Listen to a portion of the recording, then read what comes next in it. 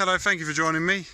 Today we are continuing our series of walking along the former Leek to Stoke-on-Trent railway line, but as you can see we're currently not walking along a railway line, we're walking along the railway's predecessor, the Cauldron Canal, or strictly speaking this is the Cauldron branch of the Trent and Mersey Canal. This opened in 1779.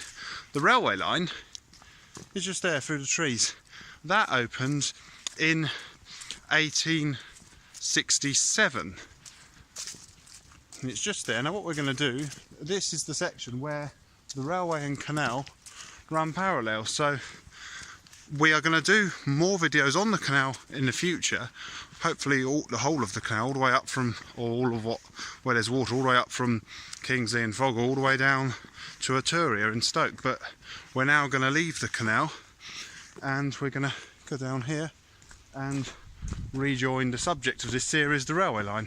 So this looks like this was a public footpath crossing the railway. As you can see, there was a remains of an old kissing gate there. As we come through here, we come onto the railway's track bed. So as I've said in previous videos, this is a permissive path currently, which means it's not a public footpath, but the public can walk along here. But the landlords, if they wish to, are within their rights to close it. Now what I would like to see in the future is the railway reopen, but with a fence, so people can still enjoy a walk along here, but have the added benefit of when they walk along here be able to watch trains going along, which to me makes a lovely walk that much more exciting. So we're just going to carry on along here.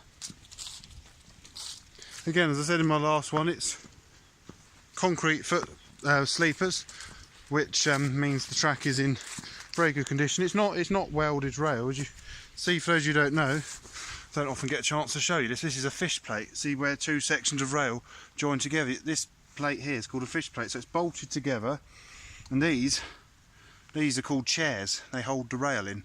So just thought, for those of you who don't know, that is how the railways used to on the whole be. And when you travel on a railway like this, you get the clickety-clack, clickety-clack, clickety-clack. If you travel on a modern train, quite often the track is continually welded together. So you don't have fish plates, and you don't get the clickety-clack, which you know, most people probably don't mind whether they do, but when I'm on the train, I always know if I'm on what type of track I'm on because of the sound. Quite often I'll be on the train and suddenly whoever I'm with, I'll say, "Oh, we're on welded rail, the trains go clickety-clack, clickety-clack," and I just get a bit excited about it, as people who are interested in railways tend to. But just thought, for those of you who didn't know that, might find that interesting. So the canal is, we can't really see it, but it is just through the trees. What I'm going to show you in a minute is we're coming up to the next former railway station on the line. We will see it. You may not expect to see a railway station here because it doesn't exactly look like there's going to be one, but trust me, there is. And that is Wall Grange Station. Now Wall Grange Station opened after the railway. So I said the railway was opened by the North Staffordshire in 1867. The railway station at Wall Grange was added in 1873, and here we are. Here's the evidence of it. You can see the platform there. See the very overgrown platform. So we're just now in what would have been the station, and I'm not sure, there doesn't appear to be any evidence of a platform on that side, so whether it only ever had one platform, I'm not entirely sure. And just up ahead, as the station gently curves, you can see the road bridge. Kind of reminds me a bit, you may have seen a while ago, I'll put a link to it.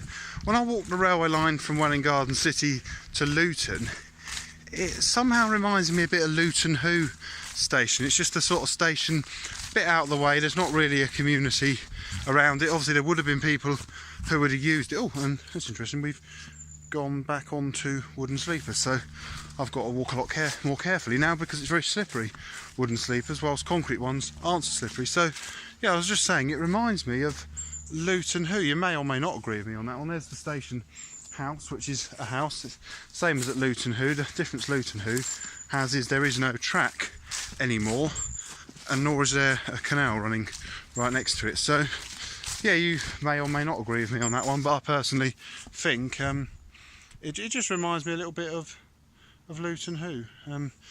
But it's probably has no connection at all, because that would have been opened, I think it was opened by the Great Northern Railway, so it's not the North Stafford. But anyway, that's just what I think. So coming along here, there is the station house. It's been a nice house to live in. You've got railway on one side and the canal on the other, and then up there is the road bridge. Now if we can, what I'm going to do is I'm going to try and get out and get up onto the road bridge so we can see the station from above. But I'm not sure, because as you walk along here you are a bit kind of, it's like a very linear path and there isn't that many entrances and exits, so you sort of, once you're on kind of thing. I know back up there it's on the canal and we found the way in. So coming up, there's the end of the platform, there's the former station building.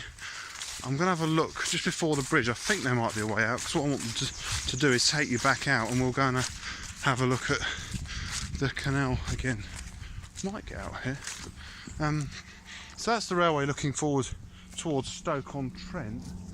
I'm going to try, and so we'll do that at a later date, I think, or maybe later on today, I'm not sure yet.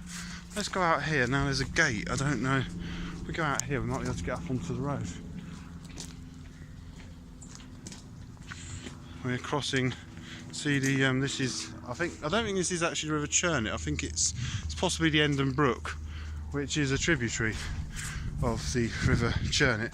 So I'm just going to put my map there. I'm going to climb over the gate.